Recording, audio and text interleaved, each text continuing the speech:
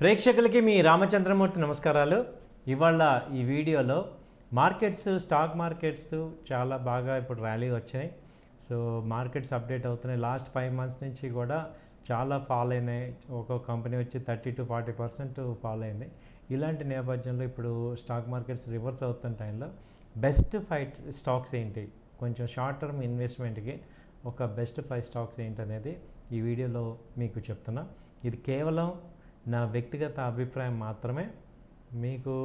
మీరు కూడా 1-2 సార్లు ఆలోచించి రిస్క్ రివార్డ్స్ అన్నీ చూసుకొని మీ ఫైనాన్షియల్ అనలిస్ట్లో కూడా కన్సల్ట్ చేసుకొని డెసిషన్ తీసుకోవాల్సిందిగా కోరుచున్నాం.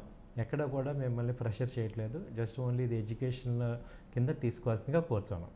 సో ఫస్ట్ కంపెనీ వచ్చి ఏసీసీ మనకి తెలిసిందే. ఏసీసీ సిమెంట్ కంపెనీ ఇప్పుడు యాక్చువల్గా కన్స్ట్రక్షన్ ఈ సమ్మర్లో బాగా స్టార్ట్ అవుతుంది.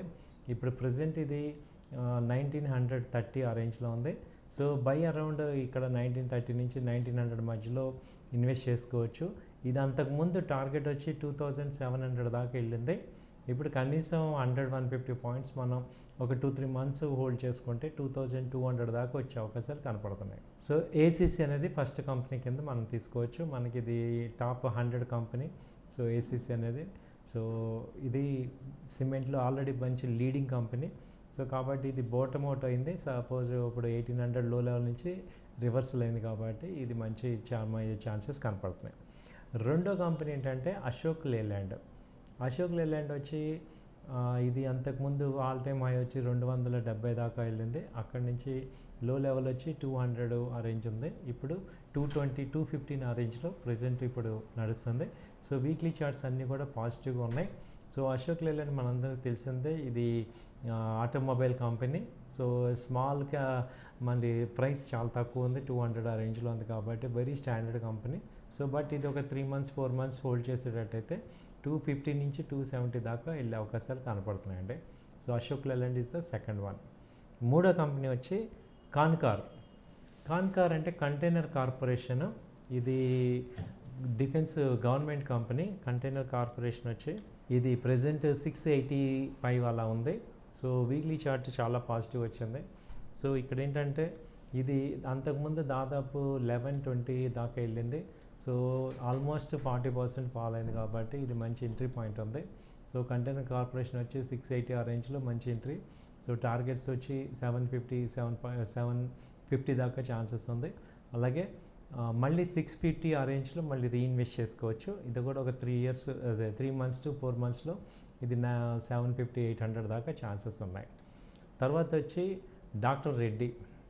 సో డాక్టర్ రెడ్డి మనందరికి తెలిసిందే, వెరీ స్ట్రాంగ్ కంపెనీ.